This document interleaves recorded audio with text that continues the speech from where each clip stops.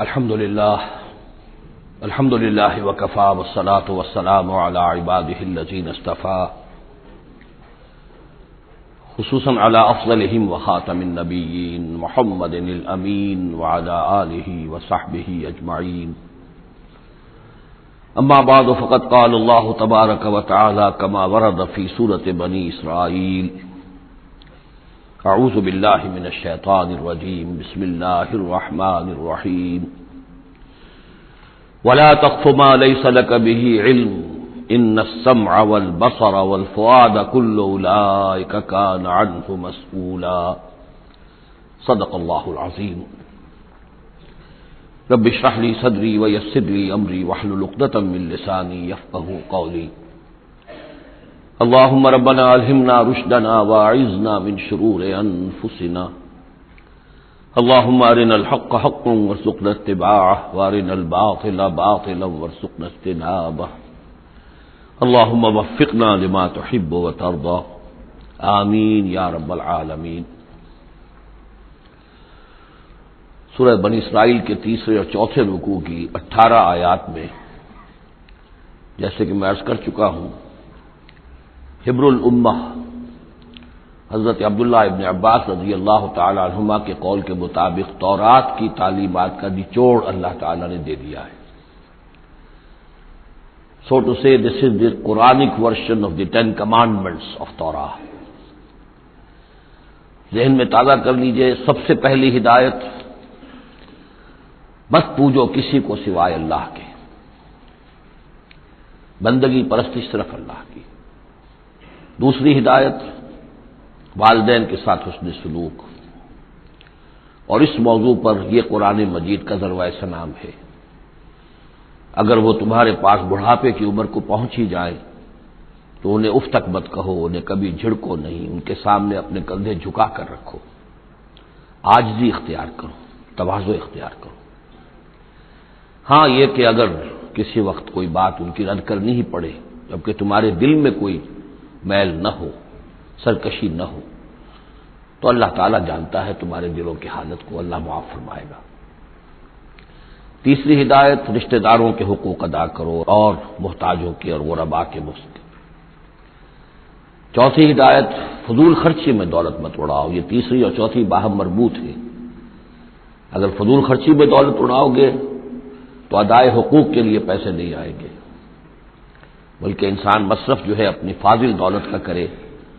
حقوق کا ادا کرنا، اس میں قرابت دار سب سے پہلے ہے، پھر اور جو بھی محتاج ہیں، مسکین ہیں، پھر یہ کہ اللہ کے دین کے لیے خرچ کرنا ہے.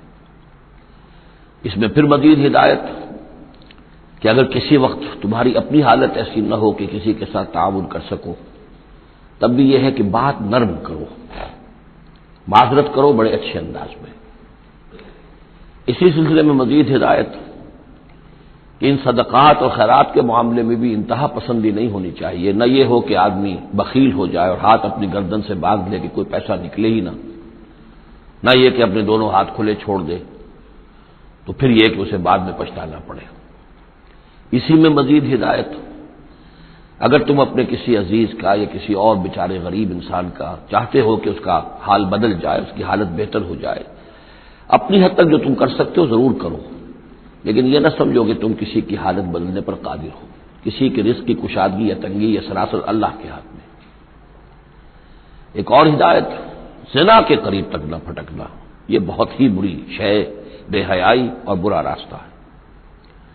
مزید ہدایت: انسانی جان کا احترام، قتل ناحق سے بچنا ہے.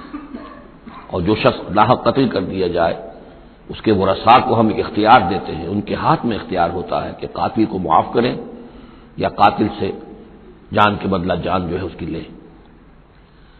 مزید ہدایت: یتیموں کے مال کے قریب نہ پھٹکنا، لیکن بہت عمدہ طریقے سے ان کی حفاظت کرو، امانت سمجھو اس کو، یہاں تک کہ وہ اپنی بلوغت کو پہنچ جائے، پھر یہ ہے کہ تم ان کے مال ان کے حوالے کر ہی دو گے.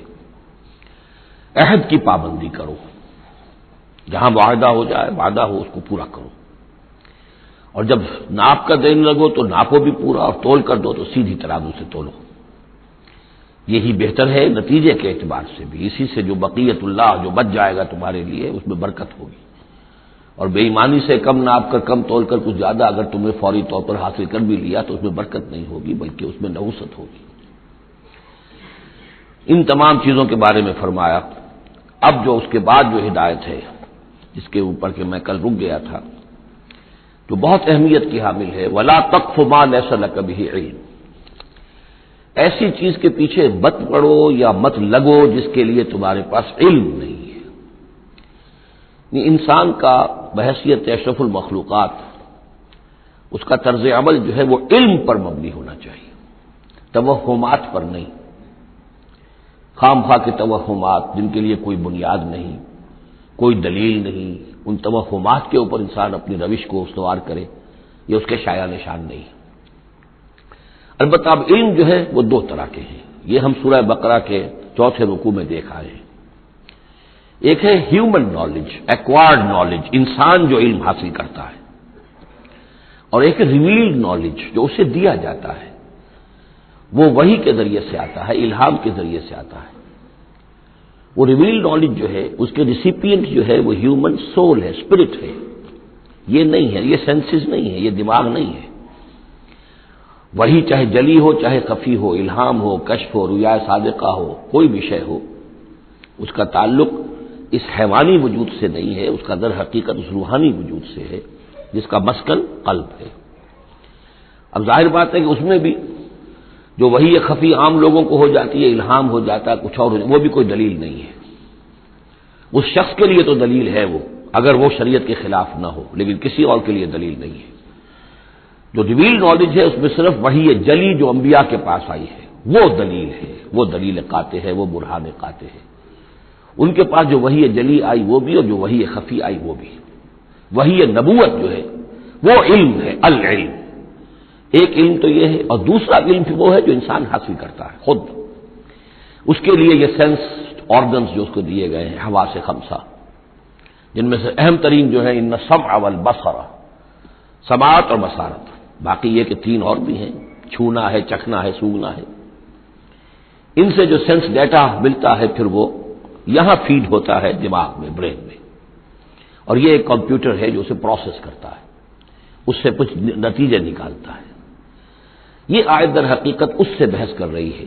انسانی علم کے لیے اللہ تعالیٰ نے جو انسان کو ایپریٹس دیا ہے، جو آرگنز دیے ہیں، وہ ہے ان السمع والبصر والفؤاد، کل اولئک کان عنہ مسئولا، وہ سماعت ہے، بصارت ہے اور عقل ہے۔ یہ فؤاد کا ترجمہ میں نے عرض کیا تھا عام طور پر دل کیا گیا ہے، حالانکہ کوئی اس کے لیے جو لغوی کوئی بنیاد موجود نہیں ہے کہ کون سا لفظ ہے، کون سا اس کا مادہ ہے۔ اس کا مادہ وہی ہے جسے لفظ فائدہ نکلا ہے، اور آپ نے دیکھا ہوگا پرانے زمانے کتابوں میں کچھ لکھا پھر فے لکھ دیتے ہیں، فے فائدہ، یعنی اس بات سے یہ نتیجہ نکلتا ہے، پھر فے یہ نتیجہ نکلتا ہے، تو فائدہ نتیجہ ہے۔ اسی طرح فعید کہتے ہیں عربی زبان میں اس شے کو، جیسے سبزی ہے بہت سی، آپ نے اس کو ابال لیا اور بھون دیا تو اس میں پانی وانی نکل جاتا ہے، بجھ کر رہ جاتی ہے، تھوڑی سی ہو جاتی ہے، بھجیا ہم کہتے ہیں، اس کے بھجیا بن گئی ہے۔ گوشت کا بھی یہ ہے کہ جب آپ اس کو سینکتے ہیں پانی وغیرہ نکل جاتا ہے، مختصر ہو جاتا ہے تو اس کا خلاصہ نکلتا ہے۔ تو سینس ڈیٹا سے جو خلاصہ نکالتا ہے پھر یہ برین کمپیوٹر، یہ ہے در حقیقت فؤاد، اس سے فائدہ حاصل کرنا، اس سے نتیجہ نکالا، اس سے انفر کرنا، اور اس سے انفر کر کے جیسا کہ میں نے کل عرض کیا تھا پھر جو بھی پاس میموری موجود ہے، سٹورڈ ہے اس کے اندر، اس کے ساتھ اس کو پھر وہ کمپیئر کرتا ہے، پھر کوئی نیا نتیجہ نکلتا ہے تو اب سٹور کر لیتا ہے کہ ایک بات اور مجھے معلوم ہو گئی۔ اور یہ اس طریقے سے رفتہ رفتہ انسانی علم بڑھتے بڑھتے کہاں تک پہنچ گیا ہے، عقلیں دنگ ہیں، کہاں تک پہنچ گیا، آج کسی ایک انسان کے لیے ممکن ہی نہیں رہا ہے کہ وہ پورا جو معلومات کا دائرہ اس وقت ہے تمام سائنسز کے اندر ان کا احاطہ کر سکے، ناممکن۔ کسی فزسسٹ کے لیے یہ ممکن نہیں ہے کہ صرف فزکس کے دائرے کی تمام معلومات کو وہ اپنے ذہن میں جمع کر سکے۔ اتنا بڑا ایکسپلوژن ہے معلومات کا، وہ سب اسی سے ہے، ان السمع والبصر والفؤاد کل اولئک کان عنہ مسئولا۔ ان چیزوں کی مسئولیت ہے، اللہ نے یہ چیزیں تمہیں دی ہیں، اب ان کو تو بند کر کے رکھ چھوڑو، توہمات کے اوپر اپنا بنیاد رکھ لو، زلزلہ کیسے آتا ہے؟ ایک گائے ہے، گائے کے دو سینگوں پر یا بیل کے دو سینگوں پر زمین کھڑی ہے، وہ ایک سینگ کے اوپر وہ ٹکا لیتا ہے، پھر جب ذرا وہ تھک جاتا ہے تو وہ بدلتا ہے تو دوسرے سینگ کے اوپر زمین کو لاتا ہے تو زلزلہ آ جاتا ہے۔ اس کے لیے کوئی دلیل یا تو ہونی چاہیے کتاب اللہ اور سنت رسول سے، وہ دلیل ہے، اور یا پھر دلیل ہوگی اس ذریعہ علم سے، جو ہیومن نالج ہے، اس سے جو علم حاصل ہو رہا ہے وہ قطعی ہے، وہ یقینی ہے، وہ ویریفائبل ہے، وہ ایکسپیریمنٹیشن سے حاصل ہو رہا ہے، آبزرویشن سے حاصل ہو رہا ہے، پھر جو نتائج آپ نکالتے ہیں انہیں ویریفائی کر سکتے ہیں۔ تو یہ ہے اصل میں وہ آیت کے جو انتہائی اہم ہے۔ قرآن مجید نے نوع انسانی کو اس راستے پر ڈالا ہے کہ توہمات کے تمام ذخیرے کو رد کر کے اور علم پر اپنے موقف کو قائم کرو۔ اس کو کہا گیا ہے، اس کو جب جان لیجئے کہ اصل میں اس سے پہلے جو فلسفہ تھا، ارسطو کا فلسفہ، اس کا ڈنکا بج رہا تھا پوری دنیا میں، عالم اسلام میں بھی بہت عرصے تک ارسطو کا مجھے ڈنکا بجتا رہا ہے، اب جا کر کہیں بمشکل ان چیزوں کی گرفت ڈھیلی پڑی ہے۔ وہ ہے استخراجی منطق۔ معلومات کا دائرہ بہت کم تھا، جو بھی معلومات تھی اس میں سے وہ نکالتے جا رہے ہیں، نتیجے نکال رہے ہیں، اسی میں سے وہ بال کے کھال اتار کر استخراجی ڈیڈکٹیو لاجک۔ قرآن نے آ کر انڈکشن، منطقی استقرائی کا دور شروع کیا۔ کھول آنکھ، زمین دیکھ، فلک دیکھ، فضا دیکھ، آبزرو کرو۔ افلا ينظرون الى الابل كيف خلقت والى السماء كيف رفعت والى الجبال كيف نصبت والى الارض كيف سطحت۔ دیکھو زمین کو، آسمان کو دیکھو، یہ تمام فینومینا آف نیچر اللہ کی نشانیاں، آیات ہیں۔ یہ تقدس عطا کیا ان کو، یہ اللہ کی آیات ہیں، اللہ کی نشانیاں اور قوانین طبیعہ اللہ تعالیٰ کے۔ ٹھیک ہے، اس بانی میں تو ہم مانتے ہیں کہ اللہ جب چاہے ان کو توڑ دے، لیکن روز تو وہ ٹوٹتے نہیں ہیں۔ اتنے محکم قوانین ہیں یہ، اگر یہ محکم قوانین نہ ہوتی، سائنس پاسبل ہی نہ ہوتی، ٹیکنالوجی ممکن ہی نہ ہوتی۔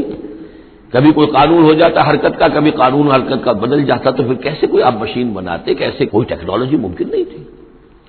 These laws of nature, physical laws, وہ بہت مضبوط ہے، اللہ کے بنائے ہوئے۔ ہاں، اللہ سے بالا تر نہیں ہے، یہ نہیں ہے کہ اللہ بھی پابند ہو گیا انہیں کا۔ ظاہر بات ہے کہ سمندر ایک ہی دفعہ پھٹا ہے، حضرت موسیٰ علیہ السلام کے لیے معجزے کے طور پر روز روز تو نہیں پھٹتا سمندر۔ آگ نے ایک ہی مرتبہ جلانے سے انکار کیا ہے حضرت ابراہیم علیہ السلام کو، باقی روز روز تو نہیں۔ تو یہ چیزیں شاذ ہوتی ہیں، لیکن یہ معجزے کو ہم مانتے ہیں، اللہ تعالیٰ جب چاہے اپنے قوانین کو توڑ دے، لیکن یہ قوانین روز روز نہیں ٹوٹتے، یہ قوانین جو ہے مستقل ہے، دائم ہے، اور انہی کے ذریعے سے یہ پاسبل ہے سائنس۔ تو در حقیقت علامہ اقبال کا ایک بہت اہم نظریہ ہے جس کی طرف میں توجہ دلانا چاہتا ہوں۔ انہوں نے اپنے خطبات میں یہ بات کہی ہے، The inner core of the present Western civilization is Quranic۔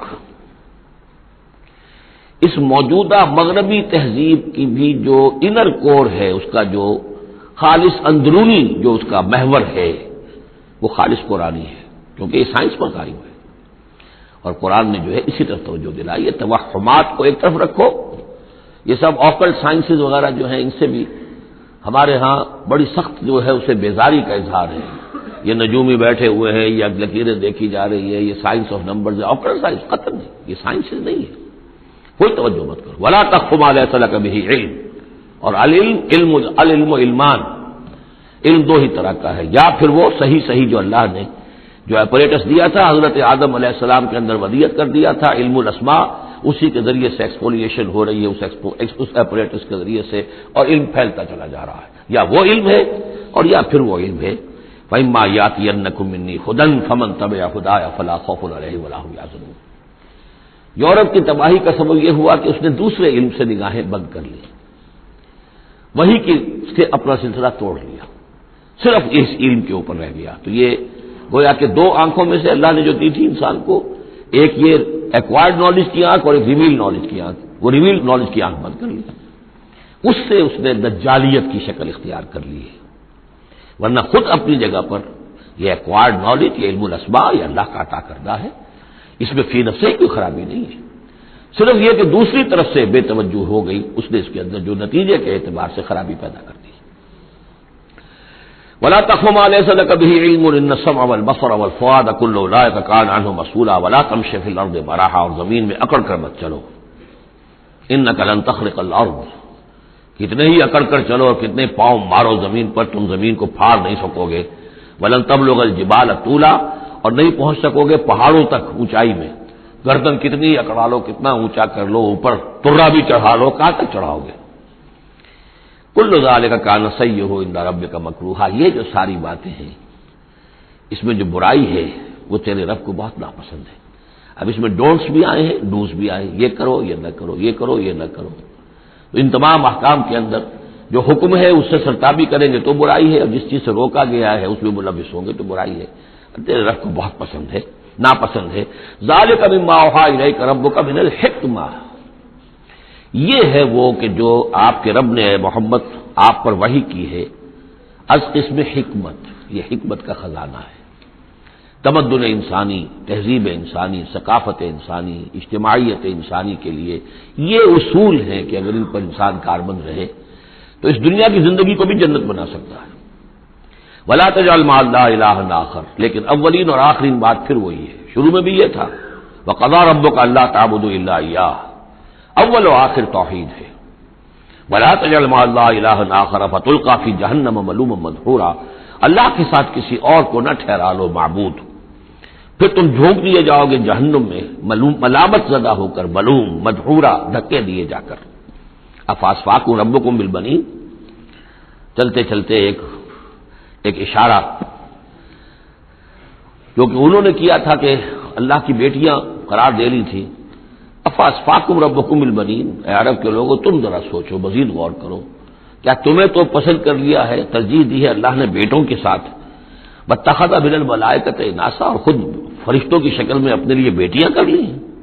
Income لتقولون قولا عظیما، غور کرو تم یہ بڑی گستاخی کی بات کر رہے ہو اللہ کی جناب۔ وَلَقَدْ صَرَّفْنَا فِي هَذَا الْقُرْآنِ لِيَذَّكَّرُوا، اس سورہ مبارکہ کے بارے میں ایک بات نوٹ کر لیجئے گا کہ اس میں قرآن حکیم میں حجم کے اعتبار سے جتنی مرتبہ اس صورت میں قرآن کا لفظ آیا ہے، قرآن کا ذکر ہے، تانا بانا معلوم ہوتا ہے قرآن ہی سے ہے، قرآن سے متعلق۔ پہلے رکوع میں تھا ان ھذا القرآن یہدی للتی ہی اقوم ویبشر المؤمنین الذین یعملون الصالحات ان لهم اجرا کبیرا۔ تو اب اسی طریقے سے آپ دیکھیں گے بار بار قرآن کا ذکر آئے گا۔ وَلَقَدْ صَرَّفْنَا فِي هَذَا الْقُرْآنِ لِيَذَّكَّرُوا، ہم نے تو اس قرآن کے اندر اپنی آیات کو تصریف، گردش کے اندر رکھا ہے، مختلف اسلوبوں سے بیان کیا ہے تاکہ یہ سوچیں، غور کریں، سبق حاصل کریں۔ وَمَا يَزِيدُهُمْ إِلَّا نُفُورًا، ان بدبختوں کی بدبختی یہ ہے کہ ان کے اندر اضافہ ہو رہا ہے نفرت کے اندر، بھاگ ہی رہے ہیں، دور ہی ہو رہے ہیں۔ قُل لَوْ كَانَ مَعَهُ آلِهَةٌ كَمَا يَقُولُونَ، اے نبی ان سے کہیے کہ اگر اللہ کے ساتھ اور بھی آلہہ ہوتے جیسے کہ یہ کہہ رہے ہیں، اذا لابتغوا الى ذی العرش سبیلا، تو وہ بھی تو ذی العرش کی طرف کوئی راستہ تلاش کرتے، یعنی یہ کہ اگر کوئی اور الہہ ہوتے تو کیا ان کے دل میں یہ تمنا نہ ہوتی کہ سب سے بڑا الہ میں کیوں نہ بنوں؟ راجے مہاراجے چھوٹے ہوتے ہیں، بڑا مہاراجا چھوٹے راجے، چھوٹے راجوں کے اندر پھر وہ امنگ پیدا ہوتی ہے کہ نہیں ہوتی کہ کیوں نہ میں ہی مہاراجا بنوں؟ ایک شہنشاہ ہے، اس کے تحت بہت سے لوگ ہیں، نواب ہیں، گورنر ہیں، تو کیا تم دیکھتے نہیں بسا اوقات گورنر جو ہے وہ سرکشی کرتا ہے اور وہ چاہتا ہے کہ خود وہ بادشاہ بنے، اس کے بھی تو دو ہاتھ دو پاؤں ہیں، کیا ہے اس کے پاس؟ تو وہ چاہتے ہیں کہ کوئی نہ کوئی صورت اختیار کریں کہ وہ بغاوت کریں، اور اس دنیا کے اندر پھر امن اور سکون اور چین، اس کائنات کے اندر نظم کیسے قائم رہتا؟ سبحانہ و تعالی، بہت پاک ہے وہ، بہت بلند و برتر ہے، اما یقولون، ان باتوں سے جو یہ کہہ رہے ہیں، علوا کبیرا، اور اس کی بلندی بہت بلند ہے۔ تسبح له السماوات السبع والارض، اس کی تسبیح میں لگے ہوئے ہیں ساتوں آسمان اور زمین، ومن فیہن، اور جو بھی ان میں ہے۔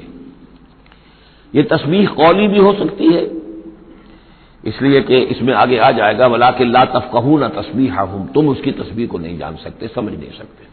ہر شے کو اللہ نے زبان دے رکھی ہے، جیسے حامد سجدہ میں ہم پڑھیں گے انطقنا اللہ الذی انطق کل شیء، ہر شے کی کوئی زبان ہے اور وہ اپنی زبان سے اللہ کی تسبیح کر رہی ہے۔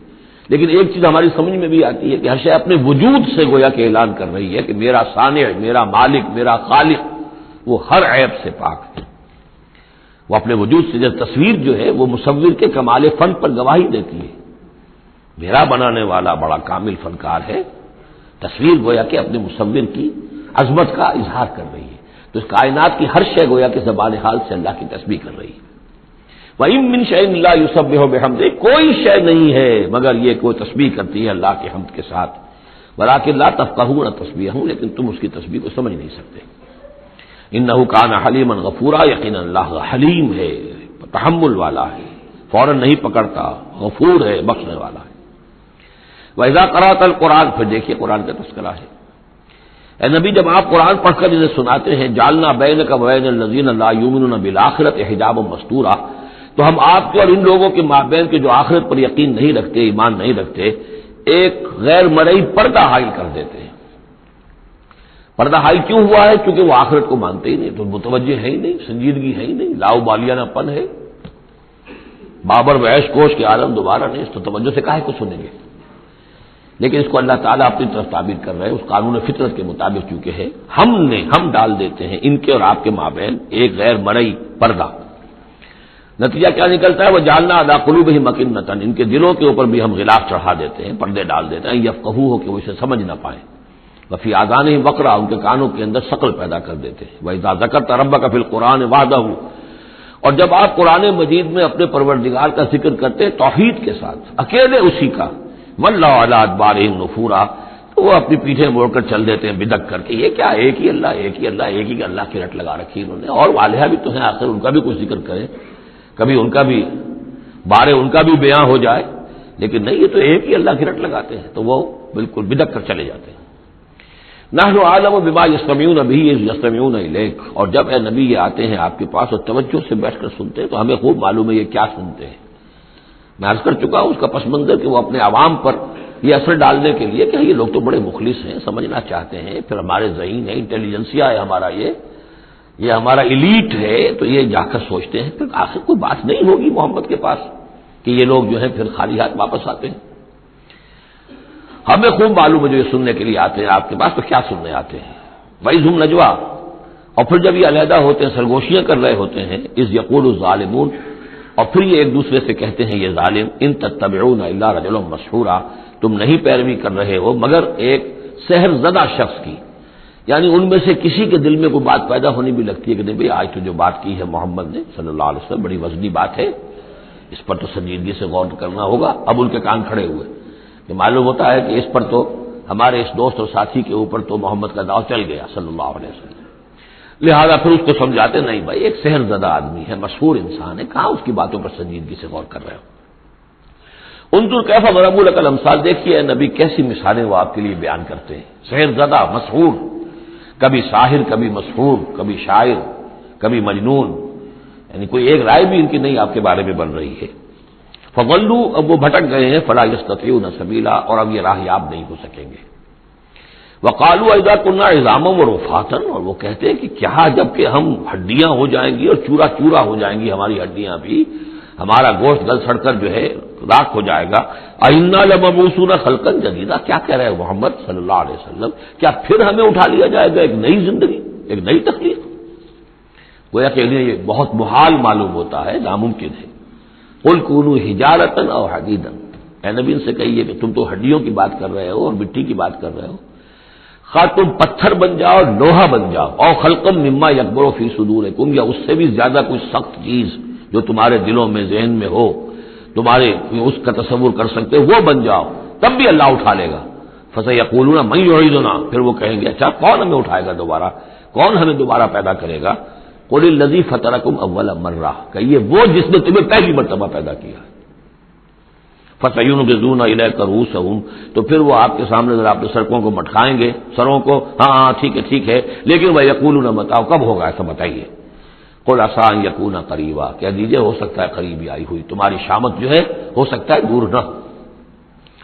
یوم یدعوکم فتستجیبون بحمدہ، جس دن کہ وہ تمہیں پکارے گا جب تم اپنی قبروں میں ہوگے یا گلے سڑے ہوئے ہڈیوں کی شکل میں ہوگے، لیکن تم چلے آؤ گے اس کی پکار پر لبیک کہتے ہوئے، بحمدہ، اس کی حمد کرتے ہوئے، وتظنون ان لبثتم الا قلیلا، اور تم گمان کرو گے کہ نہیں رہے ہم مگر بہت تھوڑا سا عرصہ دنیا میں بھی، اور یہ پورا عالم برزخ جو ہے یہ بھی کوئی تھوڑا سا ہی عرصہ تھا جو ہم گزار کر آئے۔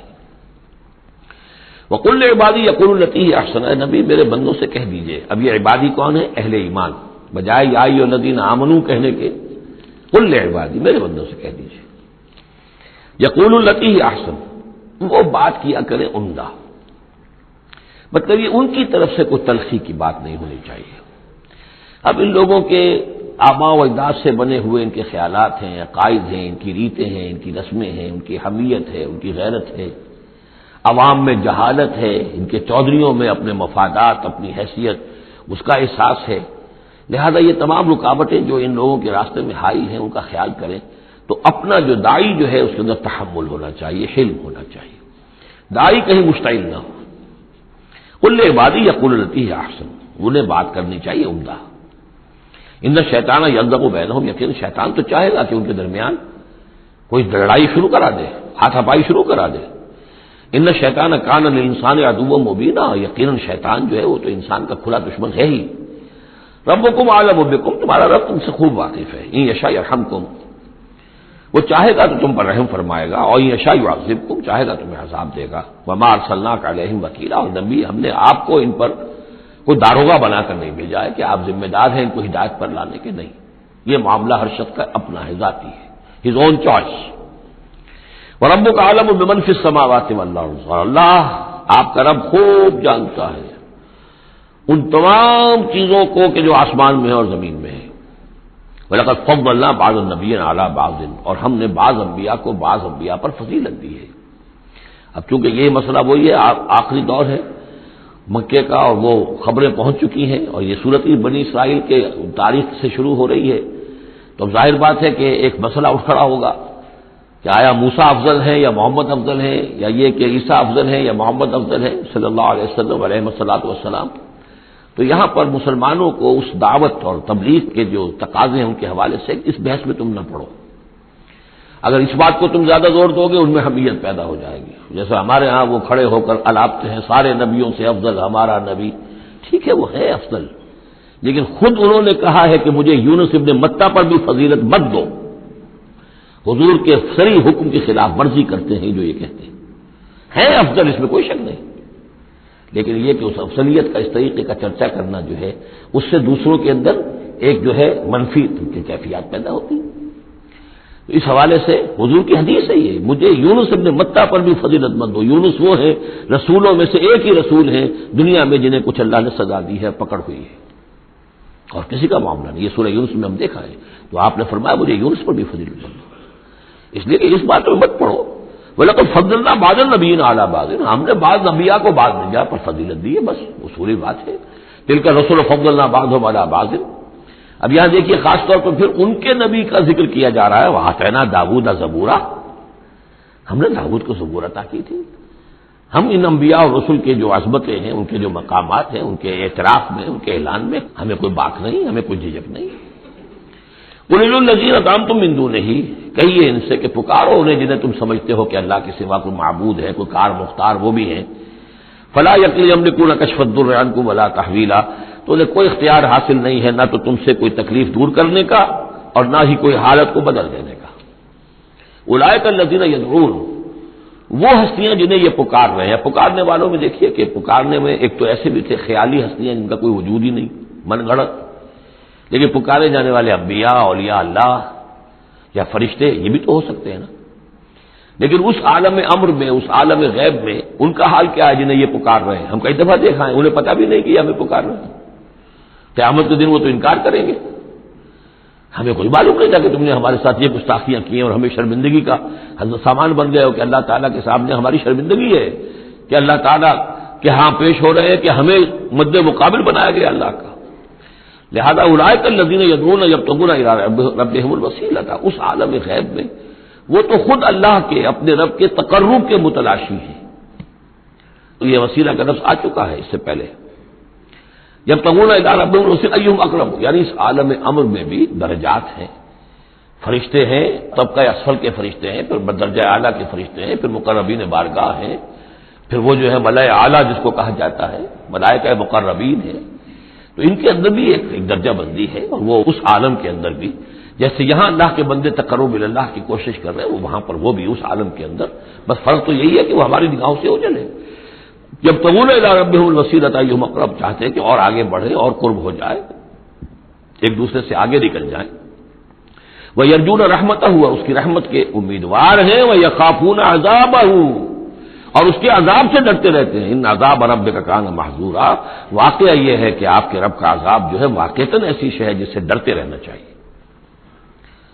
وَإِن مِّن قَرْيَةٍ إِلَّا نَحْنُ مُهْلِكُوهَا قَبْلَ يَوْمِ الْقِيَامَةِ أَوْ مُعَذِّبُوهَا عَذَابًا شَدِيدًا، اور نہیں ہے کوئی بستی مگر یہ کہ ہم اسے ہلاک کر کے رہیں گے قیامت کے دن سے قبل، یا عذاب دیں گے اسے بہت ہی شدید عذاب. اس آیت کو جوڑ لیجیے گا چونکہ یہ جوڑا ہے یہ سورت اور یہ سورہ کہف.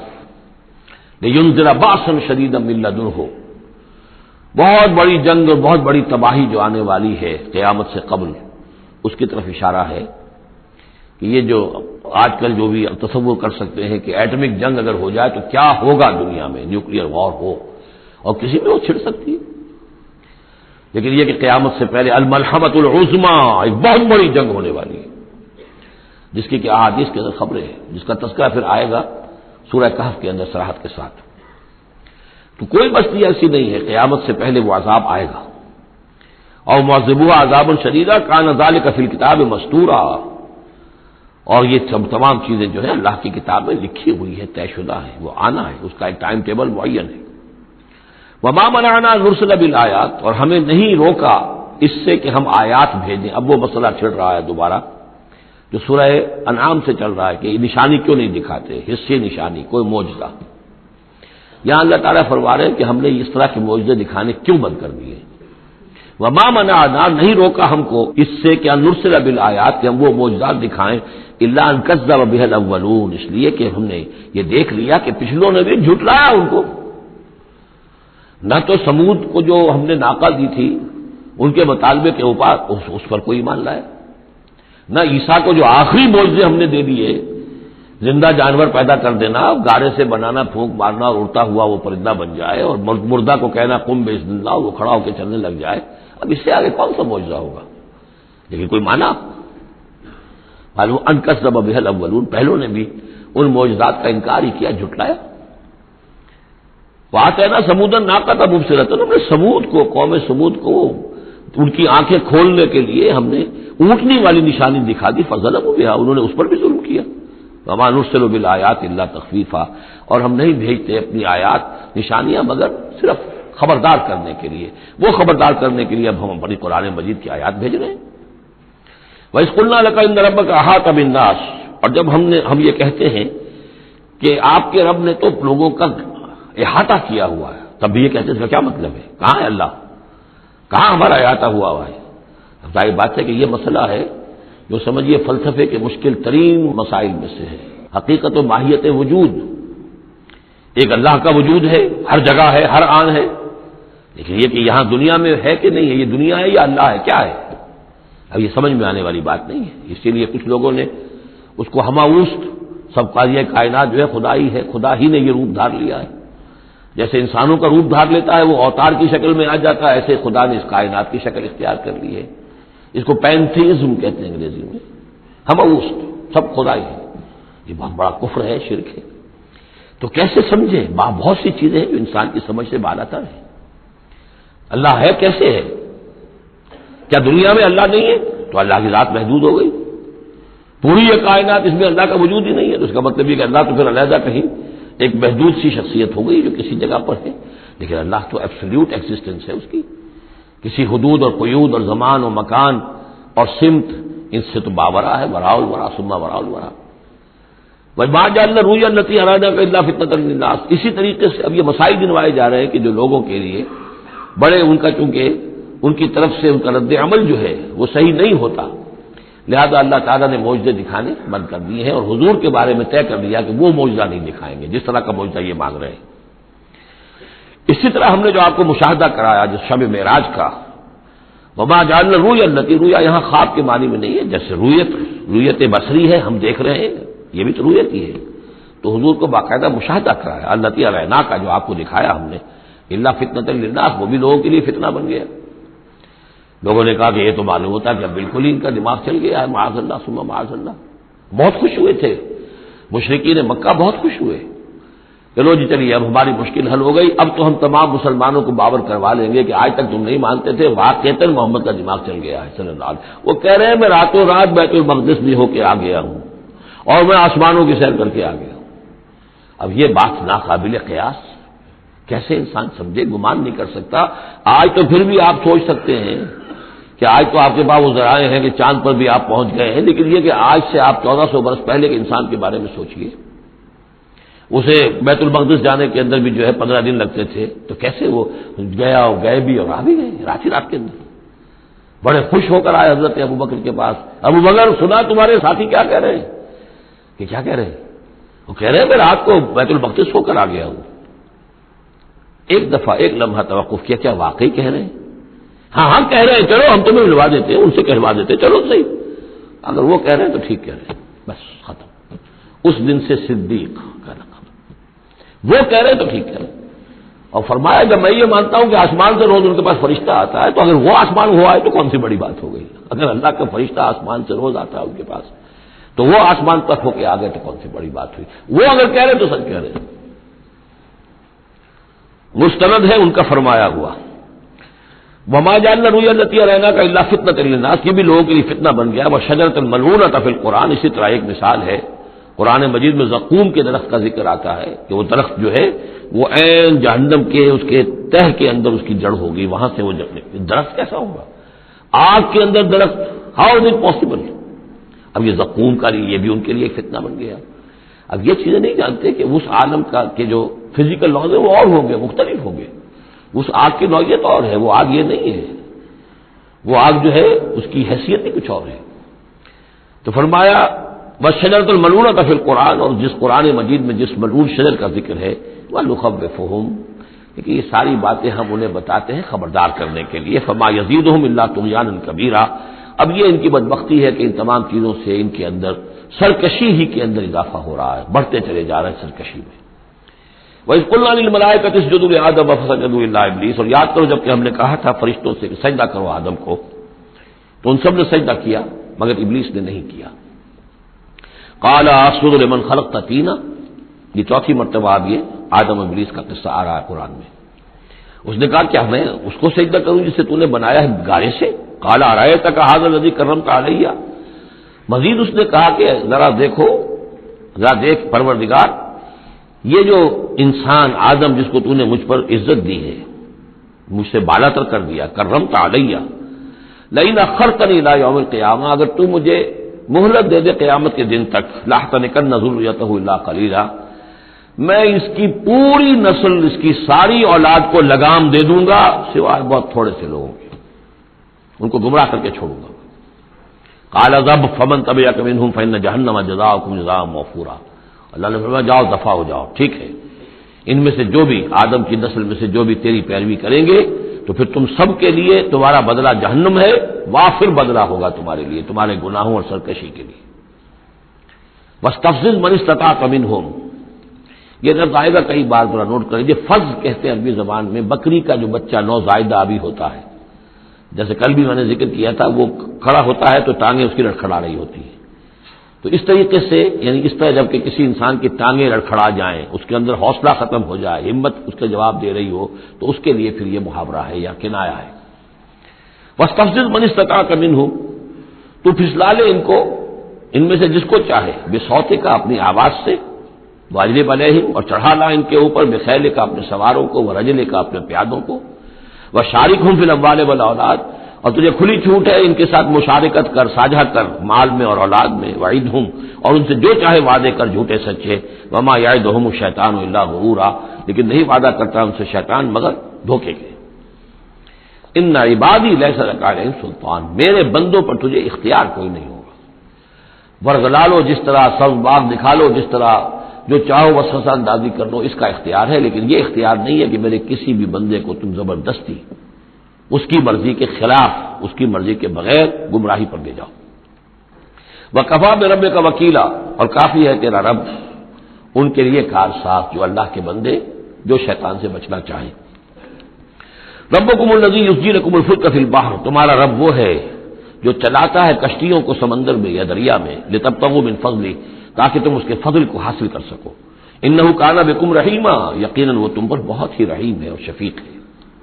وَإِذَا مَسَّكُمُ الضُّرُّ فِي الْبَحْرِ، یہ مضمون کئی دفعہ آ چکا ہے جب تمہیں تکلیف پہنچتی ہے سمندر میں، طوفان آتا ہے، موت نظر آتی ہے، ضل من تدعون الا اياه، تو سب گم ہو جاتے ہیں تم سے، بھول جاتے ہیں ان سب کو جن کو تم عام حالات میں پکارتے ہو، جن کو ڈنڈوت کرتے ہو اور جن کے سجدے کرتے ہو۔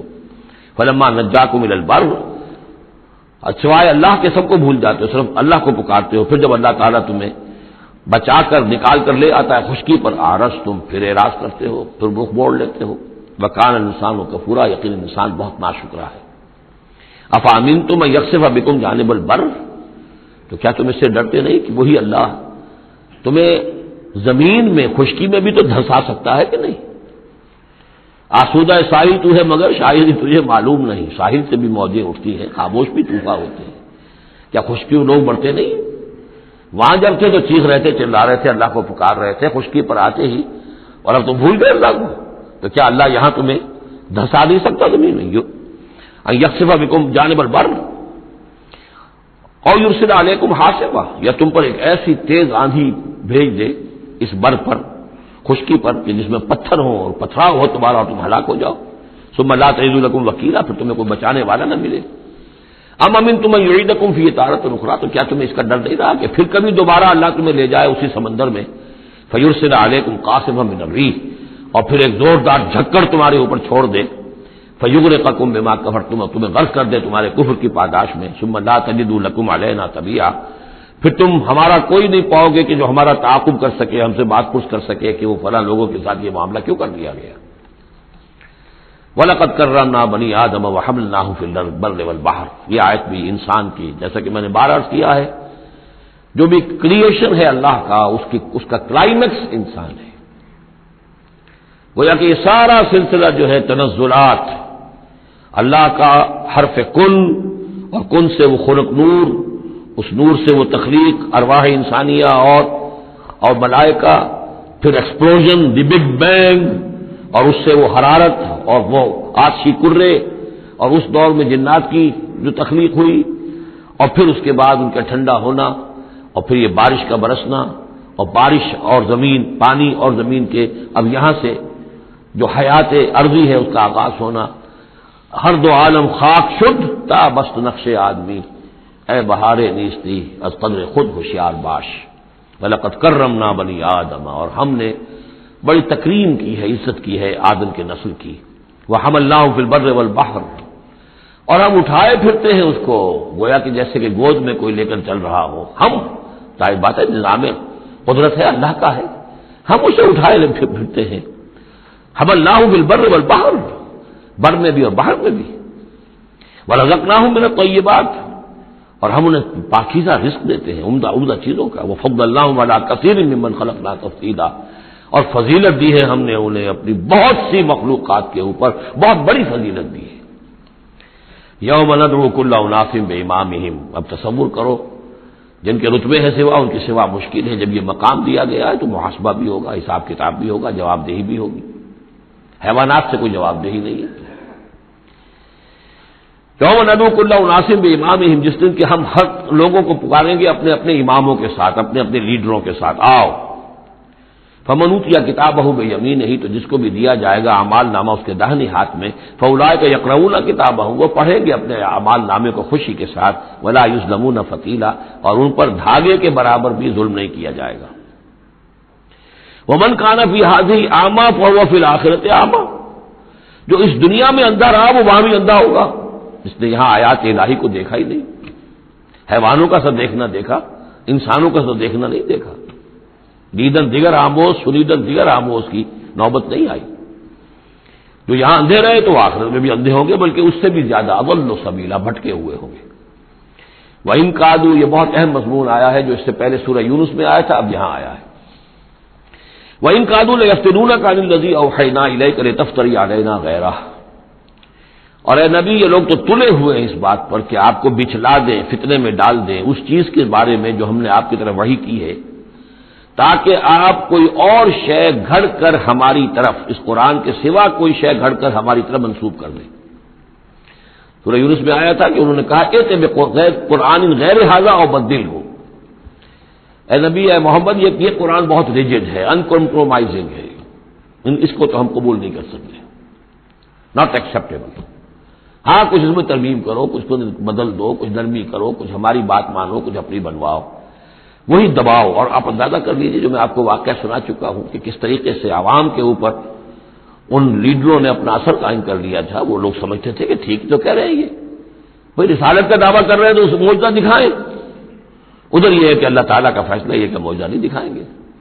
ان کان کبر علیک اعراضهم فان استطعت ان تبتغي نفقا في الارض او سلما في السماء فتاتيهم بآية، اگر آپ کے اندر طاقت ہے تو لے آئیے کہیں سے معجزہ، کوئی آسمان پہ سیڑھی لگائیں یا زمین میں سرنگ لگا لیں، لے آئیے اس معجزہ، ہم تو نہیں دکھائیں گے۔ تو کس قدر دباؤ تھا حضور پر صلی اللہ علیہ وسلم۔ اس دباؤ میں اس کا بھی اضافہ ہے کہ کہتے اچھا ٹھیک ہے محمد ہم بات مان لیں گے آپ کی، ذرا یہ اس کے اندر ترمیم کیجیے، ایت بقرآن غیر ھذا او بدل، وہی بات یہاں ہے۔ وَإِن كَادُوا لَيَفْتِنُونَكَ عَنِ الَّذِي أَوْحَيْنَا إِلَيْكَ لِتَفْتَرِيَ عَلَيْنَا غَيْرَهُ، یہ تلے ہوئے ہیں کہ آپ کو بچلا دیں گے اس چیز سے اور منحرف کر دیں گے کہ جو ہم نے آپ کی طرف وحی کی ہے، تاکہ کچھ اور چیز گھڑ کر آپ ہماری طرف منسوب کر دیں۔ وَإِذًا لَاتَّخَذُوكَ خَلِيلًا، اور پھر یہ آپ کو اپنا دوست بنا لیں گے۔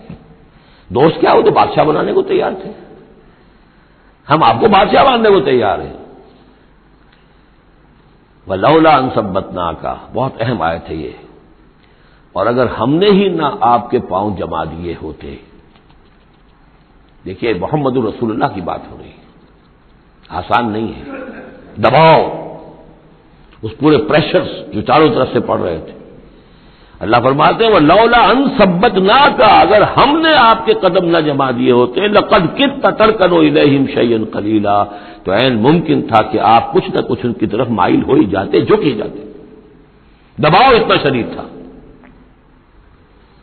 لولا ان ثبتناک، بالکل ویسے ہی جیسے کہ حضرت یوسف کے بارے میں فرمایا وَلَقَدْ هَمَّتْ بِهِ وَهَمَّ بِهَا لَوْلَا أَن رَأَىٰ بُرْهَانَ رَبِّهِ، اس عزیز کی بیوی نے تو قصد کیا ہی تھا، یوسف بھی کرتا اگر اللہ کی ایک برہان نہ دیکھ لیتا، اس کا امکان موجود تھا کہ بر بنائے تب بشری، وہی معاملہ یہاں۔ وَلَوْلَا أَن ثَبَّتْنَاكَ، اگر ہم نے آپ کے پاؤں نہ جما دیے ہوتے، آپ کے دل کو جما نہ دیا ہوتا، آپ کو ثبات عطا نہ کر دیا ہوتا، لَقَدْ كِدتَّ، آپ تو قریب ہو گئے تھے، تَرْكَنُ إِلَيْهِمْ کہ کچھ شَيْئًا قَلِيلًا ان کی طرف جھک جائیں۔ اِذًا لَأَذَقْنَاكَ ضِعْفَ الْحَيَاةِ وَضِعْفَ الْمَمَاتِ، اگر ایسا ہو جاتا تو ہم آپ کو دگنی سزا دیتے دنیا کی اور دگنی سزا دیتے آخرت کی۔ الرب رب وإن تنزل والعبد عبد وإن ترقى ثم لا تجد لك علينا نصيرا، پھر نہ پاتے آپ اپنے لیے ہمارے مقابلے میں کوئی مددگار، آپ کو چھڑانے والا کوئی نہ ہوتا۔ میں ترجمہ وہی کر رہا ہوں کہ جو قرآن کے الفاظ ہیں، لیکن مفہوم سمجھ لیجئے، یہ سختی اصل میں حضور کی طرف نہیں ہے، بظاہر خطاب حضور کی طرف ہے، عتاب جو ہے خطاب حضور کی طرف، عتاب ہو رہا ہے ان پر جو دباؤ ڈال رہے ہیں کہ بدبختو ہمارے نبی کے لیے یہ بالکل ممکن نہیں ہے، یہ ہرگز نہیں کریں گے۔ وَإِن كَادُوا لَيَسْتَفِزُّونَكَ مِنَ الْأَرْضِ لِيُخْرِجُوكَ مِنْهَا، اور یہ تلے ہوئے اس بات پر کہ آپ کے قدم اکھاڑ دیں اس سرزمین سے، مکے سے، تاکہ یہاں سے نکال باہر کریں آپ کو، لِيُخْرِجُوكَ مِنْهَا، یہ گویا کہ بالکل آخری وقت ہے اب مکی دور کا کہ جس میں کہ وہ کشاکش انتہا کو پہنچ چکی تھی۔ وَإِذًا لَّا يَلْبَسُونَ خِلَافَكَ إِلَّا قَلِيلًا، لیکن ساتھ ہی پیشن گوئی بھی ہے کہ ٹھیک ہے یہ تو نہیں کہا کہ یہ آپ کو نکال نہیں پائیں گے، اس کی نفی نہیں کی، لیکن یہ کہ پھر یہ بھی یہاں پر زیادہ دیر رہ نہیں سکیں گے، یعنی یہ کہ چند سال کی بات یہ ہے، 8 سال کے بعد، بلکہ بڑے بڑے سردار تو ان کے جو ہے 2 سال کے بعد ہی وہ بدر کے اندر جا کر کھیت رہے، ابو جہل کہاں رہا، عقبہ ابن ابی معیط کہاں رہا، سب ختم، بڑے بڑے سب کے سب سردار جو تھے جو غادری سب ختم ہو گئے۔ وَإِن كَادُوا لَيَسْتَفِزُّونَكَ مِنَ الْأَرْضِ، جیسے وہ پاؤں ڈگمگاتے ہیں، لڑکھڑاتے ہیں مرغی کے نوزائیدہ، اس بکری کے نوزائیدہ بچے کے، یہ چاہتے ہیں کہ آپ کے قدموں کو یہاں سے ہلا دیں۔ لا يستفزونك من الارض ليخرجوك منها، تاکہ وہ یہاں سے نکال دیں آپ کو۔ وَإِذًا لَّا يَلْبَسُونَ خِلَافَكَ إِلَّا قَلِيلًا، اس صورت میں خود یہ بھی پھر یہاں پر زیادہ دیر نہیں رہ سکیں گے سوائے تھوڑا سا عرصہ۔ سنت من قد ارسلنا قبلک من رسلنا، اور یہ طریقہ رہا ہے، ہم نے آپ سے پہلے جتنے رسولوں کو بھیجا ان کے باب میں ہمارا یہی قانون رہا ہے کہ نبی جب ہجرت کر جاتا ہے تو پھر گویا کہ امان اٹھ جاتی ہے، پھر اس قوم کے اوپر عذاب آتا ہے۔ ولا تجد لسنتنا تحویلا، اور آپ ہماری اس سنت اور قانون اور قاعدے میں اور ضابطے میں کوئی تبدیلی نہیں پائیں گے۔ اقم الصلاۃ لدلوک الشمس الى غسق اللیل وقرآن الفجر، نماز کو قائم رکھیے سورج کے ذرا ڈھلنے سے لے کر رات کے تاریک ہو جانے تک، یہ اصل میں 5 وقتہ نماز کا اب نظام یہاں آ رہا ہے، اس طریقے سے نہیں دیا گیا لیکن اب نظام بتا دیا گیا ہے۔ وہ تو حضرت جبرائیل نے بتایا، وہ معاملہ بالکل دوسرا ہے، لیکن یہ کہ سورج ڈھلتا ہے، جیسے نصف النہار ہے، اس سے ذرا سورج جو ہے مغرب کی طرف گیا، ظہر، تھوڑی دیر بعد عصر، تھوڑی دیر بعد مغرب، پھر رات تاریک ہو گئی، عشاء، 4 نمازیں ہیں۔ اور سردیوں کے موسم میں تو لگتا ہے کہ پے بپے تابڑ توڑ آ رہی ہے، جو نماز مسجد میں پڑھتے ہیں تو گئے اور آئے اور گئے اور آئے، تو گویا کہ نماز کھڑی ہے مسلسل، قائم رکھو نماز کو سورج کے ڈھلنے سے لے کر اور رات کے تاریک ہو جانے تک، وقرآن الفجر۔ اور اب ایک اور نماز رہ گئی اور وہ ہے فجر کی، اور اسے تعبیر کیا قرآن الفجر، اس لیے کہ اس میں طویل قرات ہونی چاہیے، قرآن کا پڑھا جانا فجر کے وقت۔ ان قرآن الفجر کان مشہودا، اس لیے کہ یہ فجر کے وقت قرآن کا پڑھا جانا جو ہے یہ مشہود ہے، یعنی اس میں ایک تو یہ کہ حضور قلب ہوتا ہے انسان کا، سو کر اٹھا ہے آدمی، تر و تازہ ہے، حواس جو ہیں تازہ ہیں، کوئی تکدر نہیں ہے، کوئی تکان نہیں ہے، تو ایک تو حضور قلب ہے، اور ایک یہ ہے کہ فرشتے بھی عصر اور فجر کے وقت جو ہے ان کی شفٹیں چینج ہوتی ہیں، یہ دونوں نمازوں میں یہ جو ہیں دونوں شفٹوں والے موجود ہوتے ہیں، رات والے آتے ہیں عصر کے وقت اور دن والوں کی چھٹی ہوتی ہے، اور فجر میں یہ ہے کہ رات والوں کی چھٹی ہونے والی ہے اور دن والے آ کر چارج لیتے ہیں، تو فرشتوں کی حاضری کا وقت ہے۔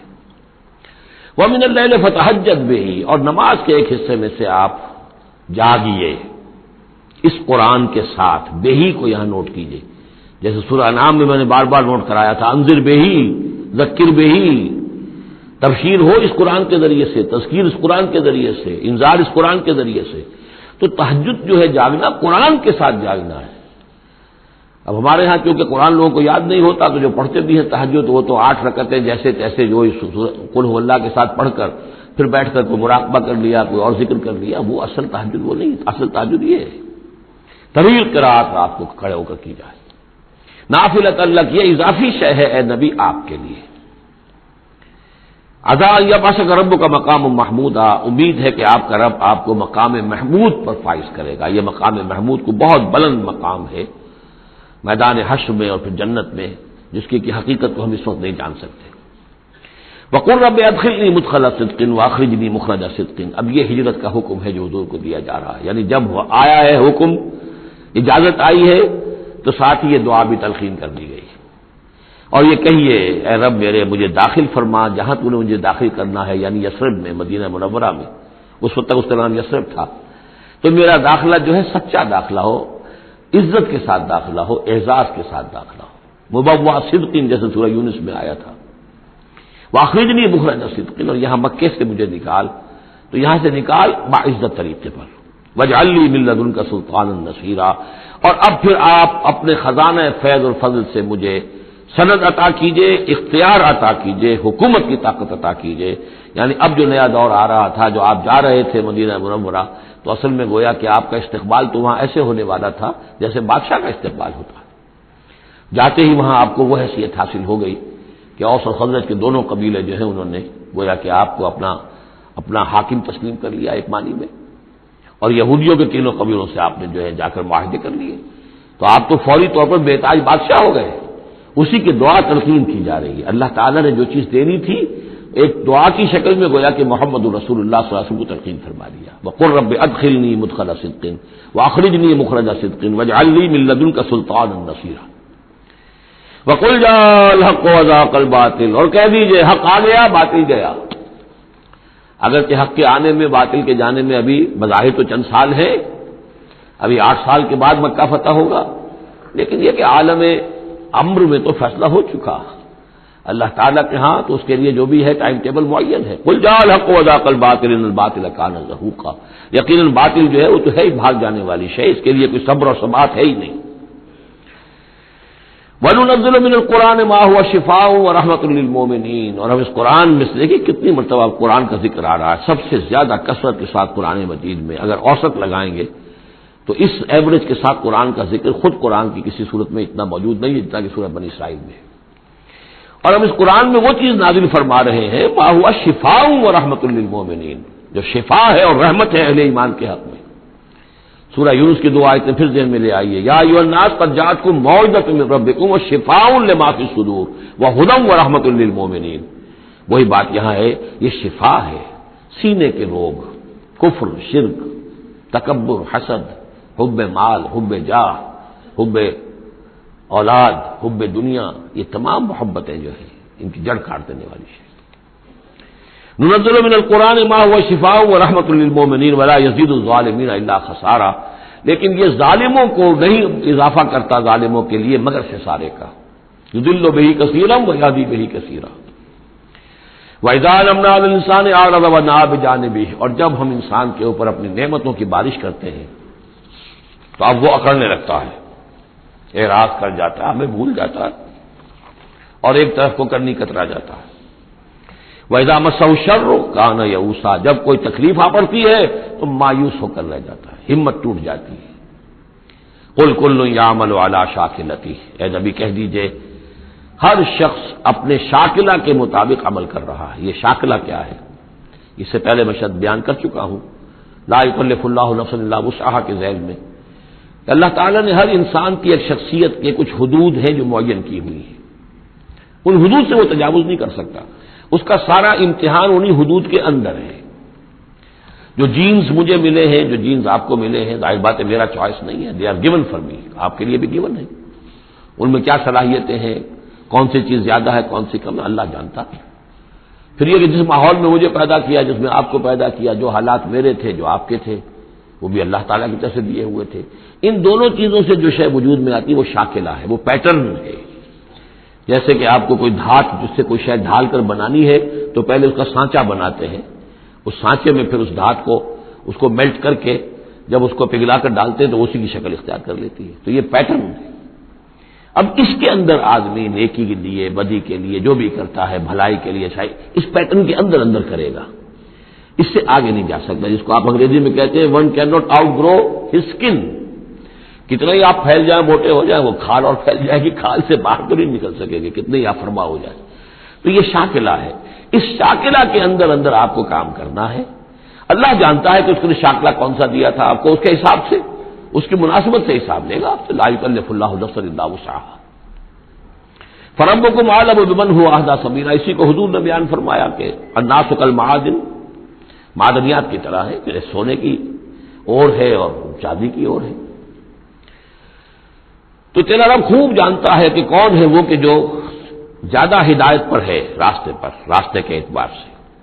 وَيَسْأَلُونَكَ عَنِ الرُّوحِ، یہ ان تین سوالوں میں سے ایک تھا کہ جو پوچھے گئے تھے حضور سے امتحاناً۔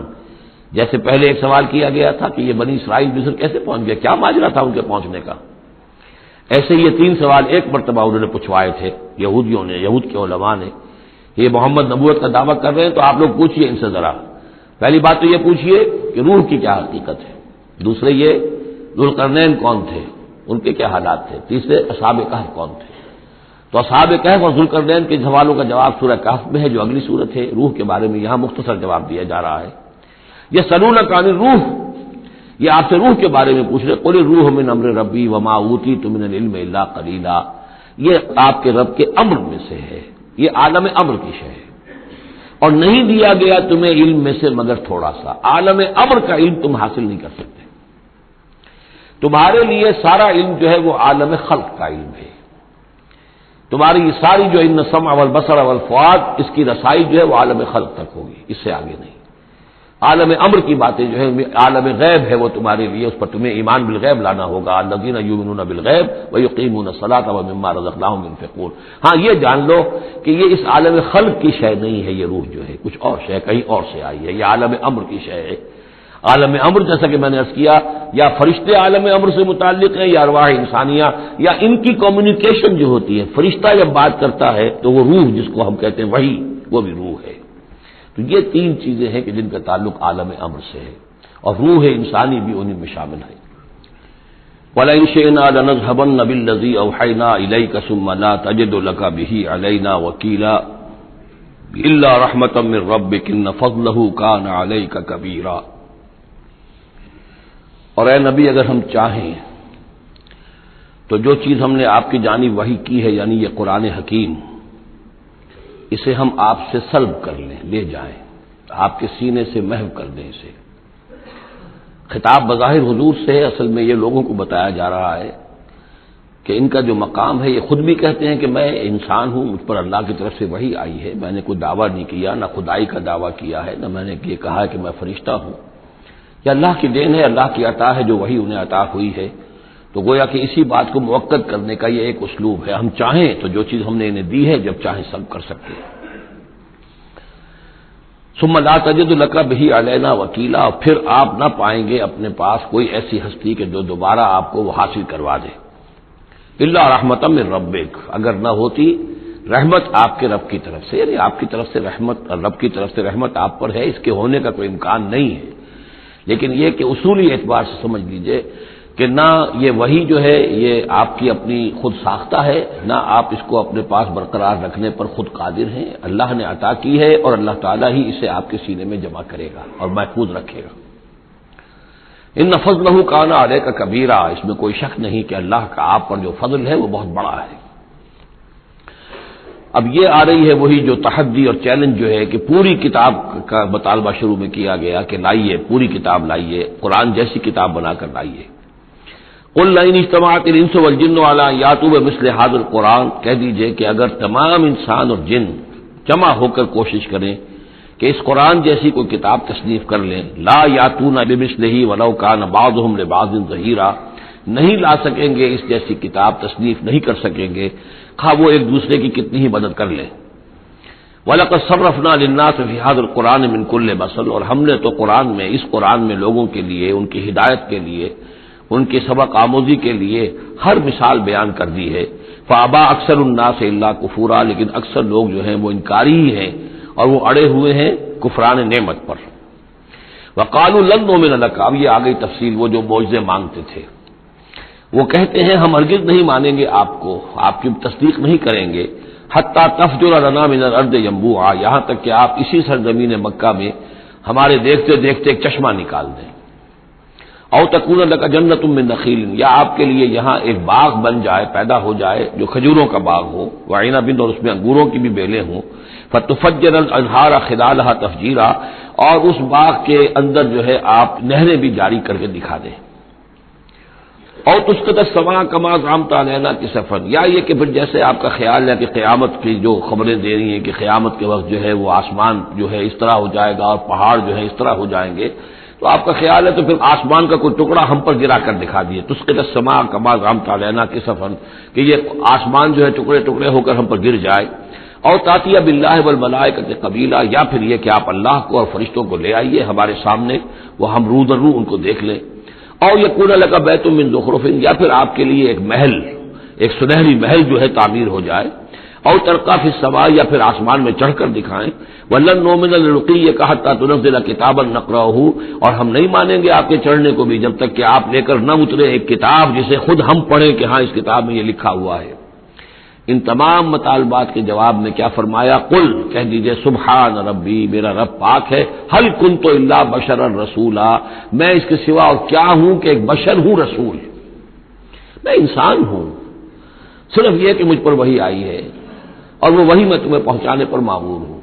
بنیادی فرق یہ ہے، باقی یہ کہ سیرت و کردار کا جو فرق عظیم ہے وہ تم بھی جانتے ہو، میں تمہارے درمیان ایک عمر گزار چکا ہوں، لیکن نوعیت جو ہے وہ تو یہ ہے کہ میں بھی ایک انسان ہوں، میں بھی اسی طرح پیدا ہوا ہوں جیسا تم پیدا ہوئے ہو، میرے والدین تھے، میں بھی کھانا کھاتا ہوں، میں بھی بازاروں میں چلتا پھرتا رہا ہوں، میں کاروبار کرتا رہا ہوں، میں نے بزنس کیا ہے ہر سطح کا، یہ سب تمہیں معلوم ہے۔ هل كنت الا بشرا رسولا، میں کیا ہوں سوائے اس کے کہ ایک بشر ہوں اور رسول۔ وما منع الناس ان يؤمنوا اذ جاءهم الهدى، اور نہیں روکا ہے لوگوں کو ایمان لانے سے جبکہ ان کے پاس ہدایت آ گئی، الا ان قالوا ابعث اللہ بشر رسولا، مگر اس بات نے کہ انہوں نے کہا کہ کیا اللہ نے کسی بشر کو رسول بنا کر بھیجا ہے؟ رسول تو پھر کوئی فرشتہ آتا۔ اب اس کی جو دلیل یہاں دی گئی ہے وہ بہت اہم ہے۔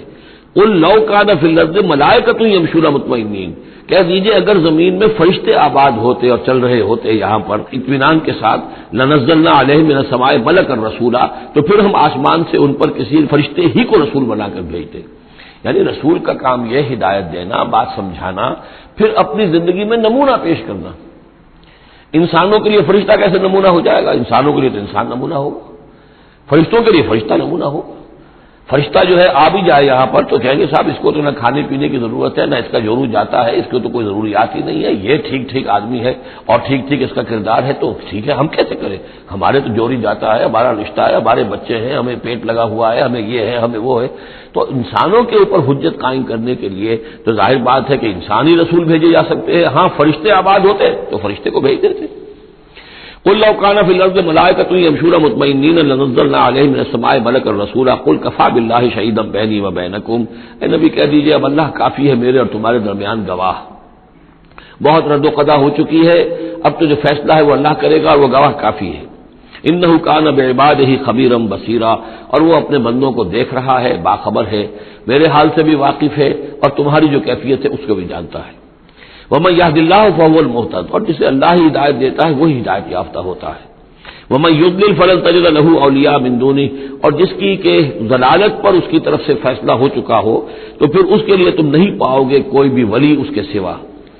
وَنَحْشُرُهُمْ يَوْمَ الْقِيَامَةِ عَلَىٰ وُجُوهِهِمْ عُمْيًا وَبُكْمًا وَصُمًّا، اور ہم انہیں جمع کریں گے قیامت کے دن میدان حشر میں تو وہ منہ کے بل اوندھے چلیں گے، اندھے ہوں گے، گونگے ہوں گے، بہرے ہوں گے۔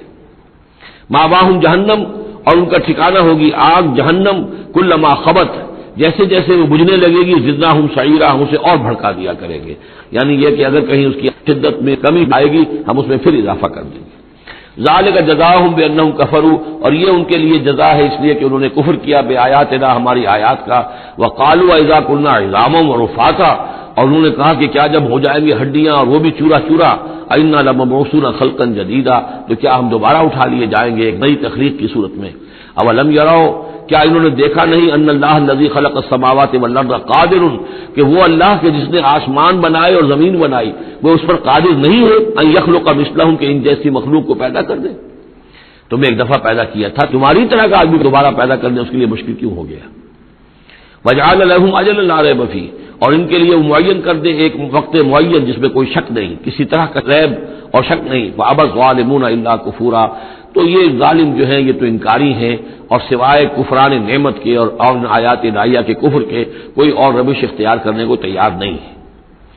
قل لو انتم تملکون خزائن رحمت ربی، اے نبی ان سے کہہ دیجئے اگر تمہارے ہاتھ میں اختیار ہوتا میرے رب کی رحمت کے خزانوں کا، اذا لامسکتم خشیۃ الانفاق، تو تم ان سب خزانوں کے دروازے بند کر دیتے، انہیں روک کر رکھتے کہ کہیں خرچ نہ ہو جائے، تمہارے اندر تو اس قدر بخل ہے۔ وکان الانسان قتورا، انسان ہے بہت ہی دل کا تنگ۔ وَلَقَدْ آتَيْنَا، آپ دیکھیے اس سورہ مبارکہ کا پہلا رکوع جو تھا اس میں بھی بنی اسرائیل کی تاریخ، لیکن حضرت موسیٰ علیہ السلام کا وہاں سے ذکر شروع کیا کہ ہم نے انہیں کتاب دی، وَآتَيْنَا مُوسَى الْكِتَابَ وَجَعَلْنَاهُ هُدًى لِبَنِي اسرائیل۔ اور یہ واقعہ کب ہوا ہے کہ جبکہ مصر سے وہ نکل کر آ چکے تھے صحرائے سینا میں، گویا کہ پوری داستان جو مصر کی تھی اس کا وہاں پر تذکرہ نہیں ہے، لیکن اس سورہ مبارکہ کے آخری رکوع میں پھر حضرت موسیٰ کا ذکر آ رہا ہے۔ یہ گویا کہ خاص اسلوب ہے اس قرآن مجید کی صورتوں کا، خاص طور پر جو صورتیں کہ ایک ہی وقت میں خطبے کی شکل میں نازل ہوں، ان کی ایک تو یہ کہ ابتدائی اور آخری آیات جو ہیں ان کی ایک خصوصی اہمیت اور فضیلت ہوتی ہے، اور دوسرے یہ کہ ان کے اندر خاص ربط ہوتا ہے۔ تو بنی اسرائیل کی تاریخ کے بعد کے ادوار وہاں آئے ہیں، لیکن جو مصر کے اندر ان کے ساتھ ہوا ہے اس کا ذکر اب یہاں ہو رہا ہے۔ وَلَقَدْ آتَيْنَا مُوسَىٰ 9 آیات بینات، اور ہم نے موسیٰ کو 9 نشانیاں دی تھی روشن۔ 2 نشانیاں تو وہ تھیں کہ جو وہ اولین مرحلے پر اللہ تعالیٰ نے ان کو دی تھی، یعنی یہ کہ ایک عصا جو کہ وہ سانپ بن جاتا تھا یا اژدہا بن جاتا تھا، اور دوسرے ان کا وہ ہاتھ کے جو چمکنے لگتا تھا۔ اس کے بعد 7 نشانیاں ان کو جو اور دکھائی گئی مختلف اوقات میں، ان پر جو عذاب آئے اور حضرت موسیٰ کے دعا کرنے سے پھر وہ وقت پر ٹل جاتے رہے، تو ان میں سے سنین، نقص من الثمرات، طوفان، جراد یعنی ٹڈی دل، قمل چچڑیاں، ضفادع یعنی مینڈک، اور خون کی بارش، یہ تمام جو ہے یہ سورہ اعراف کے اندر تفصیل گزر چکی ہے۔ لقد آتینا موسیٰ 9 آیات بینات فصل بنی اسرائیل اذ جاءہم، تو ذرا پوچھ لو ان بنی اسرائیل سے کہ جب موسیٰ ان کے پاس آئے، فقال له فرعون، تو فرعون نے ان سے کہا انی لاظنک یا موسیٰ مسحورا، کہ میں تو یہ سمجھتا ہوں کہ اے موسیٰ تم پر کوئی جادو ہو گیا ہے۔ اب دیکھیے یہی لفظ آیا یہاں پر جو حضور کے بارے میں صورت میں آیا ہے، ان تتبعون الا رجلا مسحورا، تم نہیں پیروی کر رہے ہو مگر ایک ایسے شخص کی جس کے اوپر سحر ہو گیا ہے۔ یہی بات کہی گئی تھی حضرت موسیٰ علیہ السلام سے۔ فرعون نے کہا انی لاظنک یا فرعون مسحورا، اے فرعون میں تو یہ سمجھتا ہوں کہ تم پر جادو ہو گیا ہے۔ قال لقد علمت ما انزل هؤلاء الا رب السماوات والارض، اب ظاہر بات ہے کہ یہ حضرت موسیٰ علیہ السلام ہے، ویسے بھی جلالی مزاج تھا ان کا، پھر یہ فرعون جس سے یہ مکالمہ ہو رہا ہے ان کے چھوٹے بھائی کے مانند بھی تھا، تو اس سے اسی انداز میں بات کر رہے ہیں، اس میں تنتنا وہی ہے۔ لقد علمت، تجھے خوب معلوم ہے، ما انزل ہؤلاء، نہیں اتارا ہے نشانیوں کو، الا رب السماوات والارض، مگر اسی نے کہ جو آسمانوں اور زمین کا مالک ہے، بصائر، سجھانے کے لیے، دکھانے کے لیے، تمہاری آنکھیں کھولنے کے لیے۔ وانی لاظنک یا فرعون مسبورا، اور اے فرعون تو سمجھتا ہے کہ مجھ پر جادو ہو گیا ہے، اب میں یہ سمجھتا ہوں کہ تو تباہی اور ہلاکت کے کنارے تک پہنچ چکا ہے، اب تیری بربادی اور تیری ہلاکت یقینی ہے۔ فاراد ان یستفزهم من الارض، تو فرعون نے ارادہ کیا کہ انہیں اکھاڑ پھینکے زمین سے، یعنی جو بھی اس نے شکل اختیار کی تھی کہ لڑکوں کو قتل کرو اور لڑکیوں کو زندہ رکھ لو، ظاہر بات ہے قوم کے استحصال کا اور اس کو ختم کرنے کا اس سے اور زیادہ عمدہ ذریعہ کیا ہو سکتا ہے۔ فاغرقناہ ومن معہ جمیعا، تو غرق کر دیا ہم نے اس کو اور اس کے جتنے بھی لوگ اس کے ساتھ تھے ان سب کو۔ وقلنا من بعدہ لبنی اسرائیل اسکنوا الارض، اور پھر ہم نے کہہ دیا بنی اسرائیل سے اس کے بعد کہ اب زمین میں تم آباد ہو جاؤ۔ فاذا جاء وعد الآخرۃ جئنا بکم لفیفا، جب پھر اگلا وعدے کا وقت آئے گا، پچھلے وعدے کا وقت آئے گا تو ہم لے آئیں گے تمہیں سب کو سمیٹ کر۔ یہ وعد الآخرہ سے مراد اکثر و بیشتر تو لیا گیا آخرت کا ہوتا ہے، جب قیامت آئے گی، یعنی تم زمین میں رہو، قیامت آئے گی، تم سب کو ہم جھاڑو پھیر کر جمع کریں گے، سب کے سب جمع ہوں گے، ایک میدان حشر میں آئیں گے، سب کے سب جمع ہو جائیں گے، جیسے کہ کہیں جو ہے وہ باغ میں جو ہے جھاڑو دی جاتی ہے اور سب کو جمع کر لیا جاتا ہے، تنکو وغیرہ کو، جئنا بکم لفیفا، تم سب کو لپیٹ کر لے آئیں گے۔ لیکن میرا گمان یہ ہے کہ اس کے اندر اشارہ ہے اس بات کی طرف کہ جو ڈائسپورا کا پیریڈ جو چل رہا تھا بنی اسرائیل کی تاریخ کا، جو شروع ہوئے حضور کی بعثت کے وقت جو ہے 500 برس ہو چکے تھے، اور جب یہ صورت نازل ہو رہی ہے تو گویا کہ 550 برس ہو چکے تھے ان کے ڈائسپورا کو، اس لیے کہ 40 برس کی عمر میں تو حضور پر وحی شروع ہوئی ہے اور کم سے کم 10-12 سال اور بیت چکے ہیں۔ 550 برس سے وہ نکال دیے گئے تھے سرزمین فلسطین سے، اور وہ منتشر ہو گئے تھے پوری زمین میں، کوئی کہیں کوئی کہیں کوئی کہیں، لیکن اشارہ کیا جا رہا ہے کہ جب آخرت کا وقت قریب آئے گا تو تم سب کو سمیٹ کر لے آئیں گے، جیسے کہ آج ان کو جھاڑو پھیر کر پوری دنیا میں یہودیوں کو فلسطین میں جمع کیا جا رہا ہے۔ اس لیے کہ ان کا جو آخری جو انجام ہے، جس سزا کے یہ مستحق ہو چکے تھے حضرت مسیح علیہ السلام کو رد کر کے، اور جس سزا کی مزید توثیق ہو گئی جبکہ انہوں نے حضور پر بھی ایمان لانے سے انکار کر دیا، تو اب یہ کنڈمڈ پرزنرز کے مانند ہے کہ اب ان کی سزا تو ہو چکی ہے لیکن اس کی ایگزیکیوشن ابھی باقی ہے۔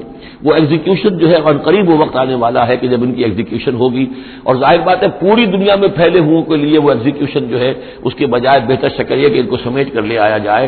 تو در حقیقت یہ گریٹر اسرائیل کا قیام جو بھی ہو رہا ہے، اسرائیل تو قائم ہو گیا ہے اور عین ممکن ہے کہ گریٹر اسرائیل بھی قائم ہو جائے جیسا کہ ان کا نقشہ ہے، لیکن یہ کہ وہ ان کا گریٹر گریو یارڈ بنے گا، پھر بالآخر حضرت مسیح ہی زمین پر دوبارہ نازل کیے جائیں گے اور انہی کے ذریعے سے اس قوم کی ہلاکت ہوگی آخری۔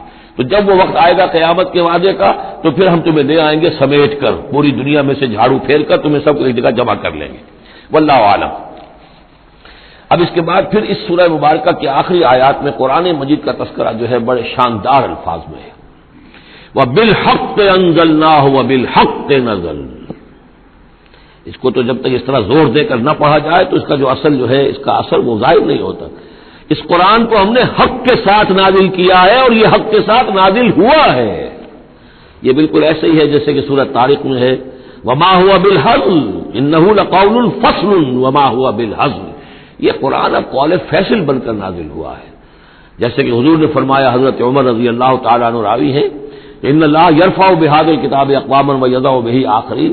اب اللہ تعالیٰ اسی کتاب کی بدولت قوموں کو اٹھائے گا، مسلمانوں کو اٹھایا، عروج پر پہنچایا، اور اب ہم مسلمانوں نے اسے ترک کر دیا تو ہمیں زمین پر گرا دیا ہے۔ خار از محجوری قرآن شدی، شکوت سنجے گردش دوران شدی، اے تو شبنم برزمی افتندئی، در بغل داری کتاب زندگی۔ وبالحق انزلناہ وبالحق نزل وما ارسلناک الا مبشرا ونذیرا۔ اور اے نبی ہم نے نہیں بھیجا ہے آپ کو مگر بشارت دینے والا اور نذیر بنا کر، خبردار کرنے والا۔ وقرآنا فرقناہ، اور یہ قرآن جو ہے اس نے ہم نے ٹکڑے ٹکڑے کر کے بھیجا ہے، تھوڑا تھوڑا کر کے بھیجا ہے، ایک دم پورا نہیں اتار دیا ہے۔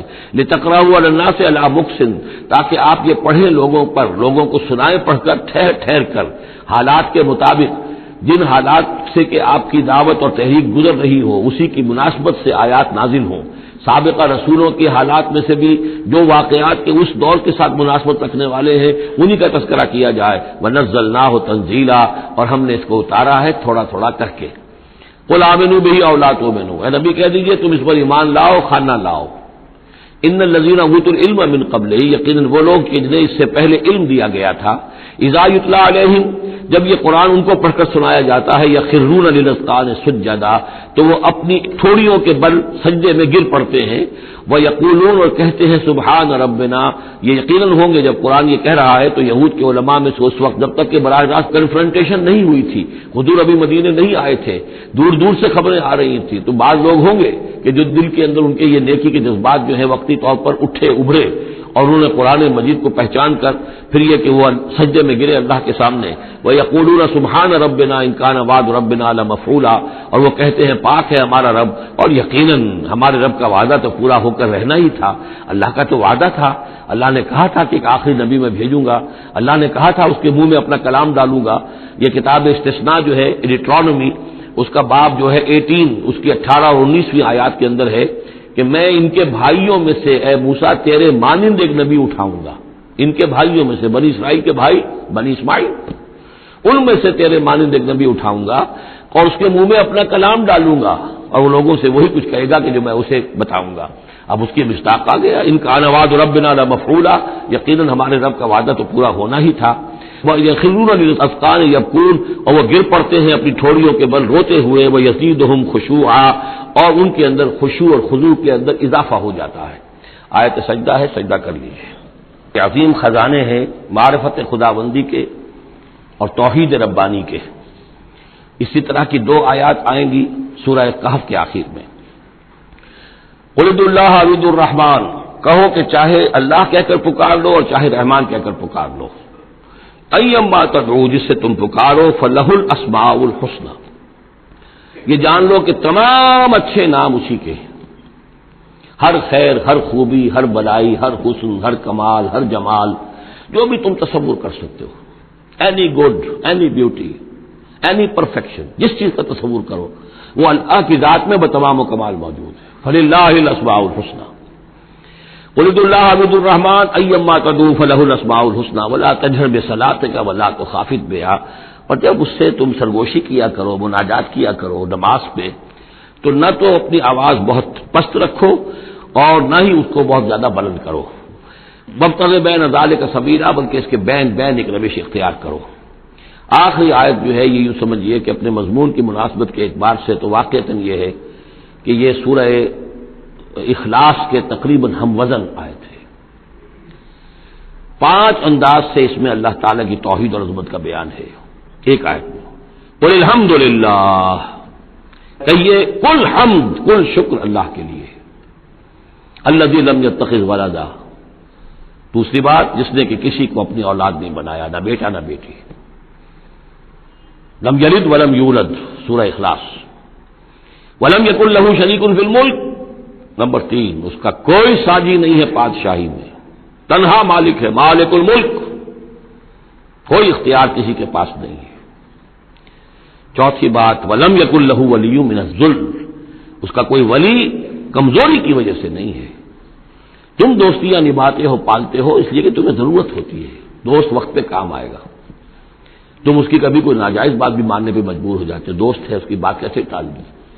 اس لیے کہ دل میں یہ ہوتا ہے کہ کبھی مجھے بھی اس سے کوئی بات منوانی پڑے گی، ضرورت ہو سکتا ہے. اللہ کو کوئی احتیاج نہیں.